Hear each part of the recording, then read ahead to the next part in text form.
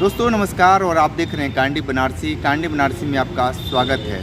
जाति जनगणना को लेकर जिस तरीके से राहुल गांधी लगातार हमला बोल रहे थे, अब केंद्र सरकार जाति जनगणना कराने के लिए राजी हो चुकी है। आखिर क्या है कुल मामला, क्यों भारत सरकार यानी मोदी सरकार जाति जनगणना कराने के लिए राजी हो चुकी है? आइए हम बात करते हैं कांग्रेस के नेता प्रोफेसर अनिल उपाध्याय जी से। देखिए, ये जातिगत जनगणना का मुद्दा विगत लंबे अरसे से कांग्रेस के वरिष्ठ नेता और प्रतिपक्ष के नेता संसद में राहुल गांधी जी हैं, वो लगातार उठाते रहे हैं। और राहुल गांधी इस मुद्दे को लेकर चल रहे थे, और वो लगातार उन्होंने कहा है कि मैं जब भी मेरी सरकार बनेगी मैं तत्काल सबसे पहले जातिगत जनगणना कराऊंगा। उनका दृष्टिकोण ये था कि जिसकी जितनी जनसंख्या उसको उतनी हिस्सेदारी मिलनी चाहिए, और जो पिछड़े हैं, दलित हैं, या ओबीसी क्लास के जो और अन्य लोग हैं, या वंचित वर्ग के लोग हैं, उनको जनसंख्या के आधार पर उनके पिछड़ेपन को दूर करना चाहिए। उनका दृष्टिकोण राहुल गांधी का ये है कि जब जातिगत जनगणना हो जाएगी तो उसके आधार पर विकास का मॉडल और अच्छे ढंग से चलाया जा सकता है, और पूरे देश का एक सम्मिलित विकास या समन्वित विकास किया जा सकता है। यहाँ तक जातिगत जनगणना का सवाल है, ये राहुल गांधी की ही देन है, इसमें कोई दो राय नहीं है। और माननीय मोदी जी ने इसको इस समय तत्काल ले आने का उद्देश्य मुझे जो लगता है वो ये है कि अभी चूँकि पुलवामा के बाद पहलगाम में जो इतनी बड़ी घटना घटी, जिस तरह से पर्यटकों को निर्दयता से मारा गया, चिन्हित करके या जैसे भी मारा गया, वो बहुत ही दुखद था। इसके पहले कभी आज़ाद भारत के इतिहास में कभी कश्मीर में इस तरह से घटना नहीं घटी थी, बड़ा ही घटी। और उससे जनता का ध्यान हटाने के लिए, और जो भारत पाकिस्तान और हिंदू मुसलमान का सब मुद्दा खड़ा कर रहे थे, वो नैरेटिव नहीं खड़े हो पा रहे थे, उससे ध्यान हटाने के लिए उन्होंने फिर से नया से जातिगत जनगणना का मुद्दा इसमें लिया। ये थोड़ा पहले भी ला सकते थे, या अभी थोड़े दिन बाद भी ला सकते थे। आप पार्लियामेंट का सेशन नहीं बुला रहे हैं कि पार्लियामेंट में डिस्कस हो, इतना बड़ा आतंकवादी घटना घटा, उसके बाद क्या तैयारी है और सुरक्षा में क्यों चूक हुई है, उसका जवाब जनता को नहीं देना है। लेकिन इस समय आपको जातिगत जनगणना याद है। खैर, जैसे भी आप ले आए, और अभी भी उसमें कई प्रश्न हैं। राहुल गांधी भी इस बात को उठा रहे हैं कि आप तिथि डिक्लेयर करिए कि कब तक कराएंगे, कब करा रहे हैं। अब आपने घोषणा कर दिया और लंबे समय तक न कराइए, 5 साल तक, 4 साल तक लटकाए रहिए। आप टाइम प्रोग्राम बताइए कि कितने दिन में आप, 4 महीने में, 5 महीने में, 3 महीने में आप पूरा करा लेंगे। उसको कराना चाहिए। और सबसे बड़ी बात है, कोई भी सरकार के लिए नीयत सही होनी चाहिए, चाल चरित चेहरा सही होना चाहिए। ये सरकार जो है चाल चरित चेहरा की बात करती है, लेकिन चाल चरित चेहरा इसका सब जनता देख रही है। तो मैं समझता हूँ कि जो भी है, जैसे भी आया, ये जातिगत जनगणना का जो सवाल आया अच्छा है, लेकिन इससे ज़्यादा जरूरी है कि इसमें ईमानदारी और ट्रांसपेरेंसी हो और ठीक ढंग से विकास कार्य किया जाए। सरकार ने पिछले 11 वर्षों में देखिए जितनी सरकारी पद थे, जो संस्थान थे सरकारी, जिसमें रोजगार देने वाले सरकार थे, वो संस्थान ज़्यादातर बंद हो गए। या तो प्राइवेट हाथों में, हमने अडानी अंबानी जैसे गुजराती व्यापारियों के हाथ में या अन्य लोगों के हाथ में आप तमाम संस्थान बेच दिए, तमाम एयरपोर्ट बेच दिए गए, तमाम रेलवे स्टेशन बेच दिए गए, तमाम और बड़े BSNL इतना लाभ का जो था वो घाटे में हो गया, BSNL की वो स्थिति नहीं रह गई, ONGC का वो स्थिति नहीं रह गई। इस तरीके से बहुत से सरकारी प्रतिष्ठान हैं, वो लगभग ज़्यादातर जो है वो सरकार ने उनसे हाथ खींच लिया और उनको प्राइवेट हाथों में दे दिया है। तो जब सरकारी प्रतिष्ठान नहीं रहेंगे, सरकारी नौकरियां ही नहीं रहेंगी, तो ये जातिगत जनगणना का सही लाभ नहीं मिलेगा। सही लाभ तो तभी मिलेगा जब सबको रोजगार का अवसर दिया जाए, समय से विज्ञापन निकाले जाए, चाहे उत्तर प्रदेश हो, चाहे बिहार हो, आप देख लीजिए, चाहे मध्य प्रदेश हो।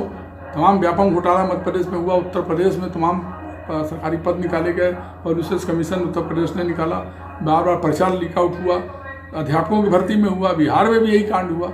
तो ये जो भाजपा की सरकार आने के बाद ज़्यादा, पहले भी होता रहा है थोड़ा बहुत, ऐसा नहीं कि मैं कांग्रेस के समय में नहीं था, लेकिन इतना ज़्यादा नहीं होता रहा जितना ज़्यादा भाजपा के समय में विज्ञापन, एक ही विज्ञापन 4-4 बार 5-5 बार निकाले जा रहे हैं। तमाम पद खाली हैं और आप अग्निवीर बना दे रहे हैं। सेना में तमाम पद खाली हैं, कम से कम लगभग 2 लाख पद सेना में खाली हैं। इतना बड़ा कांड हो गया और आपका चीन और पाकिस्तान जैसे 2 देश जो दोनों शत्रु देश एक तरह से आपके बॉर्डर पे इतना बड़ी सीमा है, वो अपनी सैन्य शक्ति को बढ़ा रहे हैं, अपनी ताकत को बढ़ा रहे हैं, आप घटा रहे हैं। आपके पास सुरक्षा बल ही नहीं था, लगता है कि इतना बड़ा पहलगाम में जो घटना घटा। अगर आपका सुरक्षा सैनिक होते तो शायद ये ना होता। CRPF के जो 2 बटालियन या 2 टुकड़ियाँ वहाँ लगी, दोनों हटा दिया गया। क्यों हटाया गया? ये जवाब पार्लियामेंट का सिस्टम का जवाब नहीं देना, लेकिन जातीय जनगणना वोट की राजनीति करने के लिए, ताकि बिहार का चुनाव है उसको ध्यान में रखते हुए, आपको बिहार का चुनाव को ध्यान में रख के आप जल्दी कराना चाहते हैं। खैर, जैसे भी आप करा रहे हैं, अभी भी आपकी नीयत सही होनी चाहिए और उसका टाइम बाउंड प्रोग्राम होना चाहिए कि कब तक आप करा लेंगे जनगणना सबसे आपकी लेट हो रही है, जनगणना कराइए और उसका ठीक से विकास का मॉडल बने।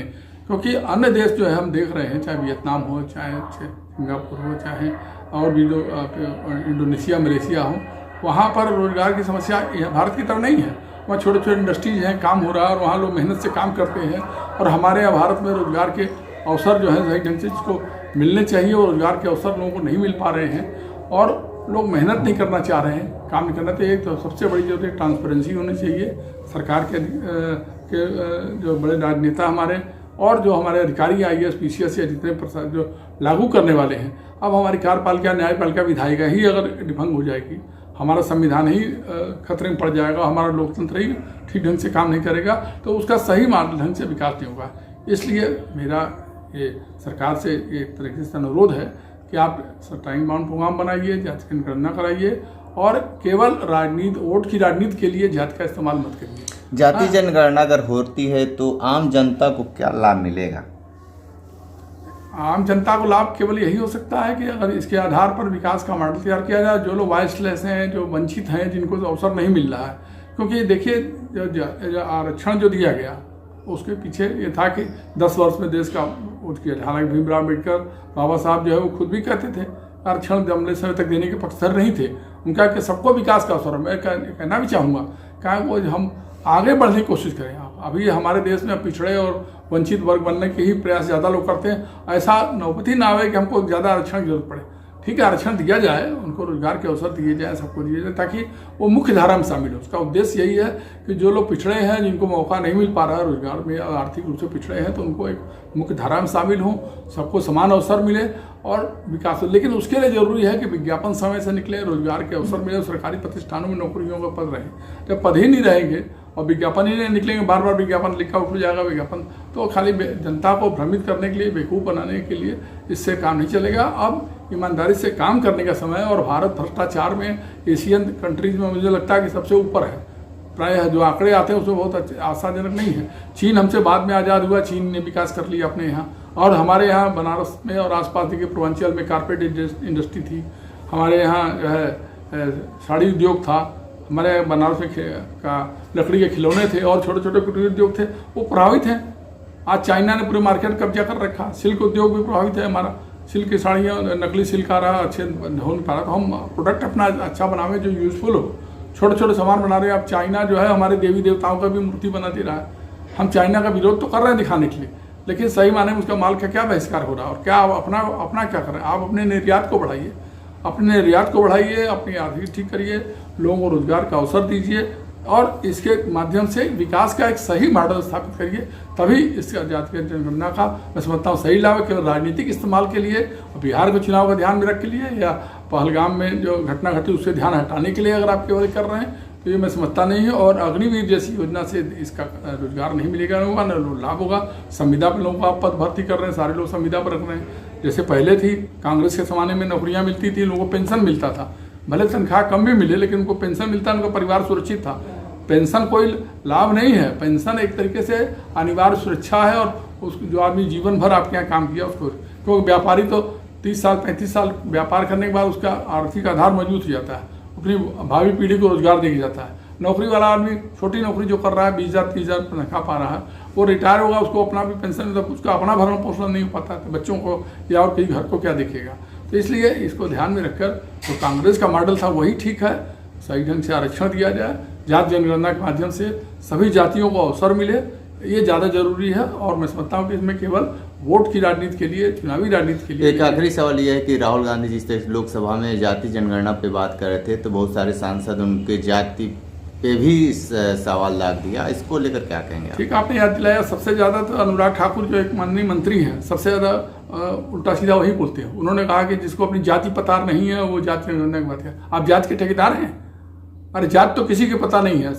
500 साल पहले, 1000 साल पहले आपकी कौन सी जाति, कहाँ से आए थे, कोई कहाँ से आया, कोई मंगोल से आया, कोई दक्षिण पूर्व एशिया से आया, कोई कहीं से आया, कोई भारत में आया, या ट्राइबल जातियाँ सब जगह पूरी दुनिया में आदिवासी थे, सारी पूरी दुनिया में, लेकिन जातियाँ तो बाद में बनी हैं। और आप जो है जाति के ठेकेदार बन के बैठ गए। तो ये जो पार्टी है जाति धर्म की ही राजनीति करती है केवल, कभी जाति के नाम पर, कभी धर्म के नाम पर। हिंदू मुसलमान, भारत पाकिस्तान, ये अगर हटा दिया जाए तो इनका कोई काम ही नहीं है। जाति धर्म, हिंदू मुसलमान, भारत पाकिस्तान, बस इतना ही है। इतने शब्द अगर हट जाएं तो मैं समझता हूँ जो वर्तमान सत्तारूढ़ भाजपा है उसके पास कोई मुद्दा ही नहीं रहेगा, बिंदा विहीन हो जाएगा। तो मैं समझता हूँ कि आज भी ट्रांसपेरेंसी से, ईमानदारी से काम करने की जरूरत है। लोकतंत्र तभी जीवित होगा, तभी हम दुनिया में सीनियाँ तान के खड़े होंगे, जब हम अपने देश के युवाओं को, बेरोजगारों को, महिलाओं को, सबको समान अवसर दें और सबको समानता का व्यवहार करें और एक सही मॉडल से विकास करें। केवल चमचमाती सड़कों से या मकान लोगों का तोड़ के सड़क बना देने से विकास नहीं होता। बनारस में हम दाल मंडी तोड़ दें, हम यहाँ सड़कें तोड़वा दें, चौड़ी कर दें, वो ठीक है, आप चौड़ी करिए, उसमें कोई विरोध नहीं है, लेकिन केवल चौड़ीकरण के नाम पे नहीं है। उसका स्वरूप नहीं बिगाड़ना चाहिए। विश्वनाथ मंदिर बना, उसका आपने सांस्कृतिक स्वरूप बिगाड़ा क्यों? केवल पर्यटन बना दिया, जबकि आध्यात्मिक शहर है।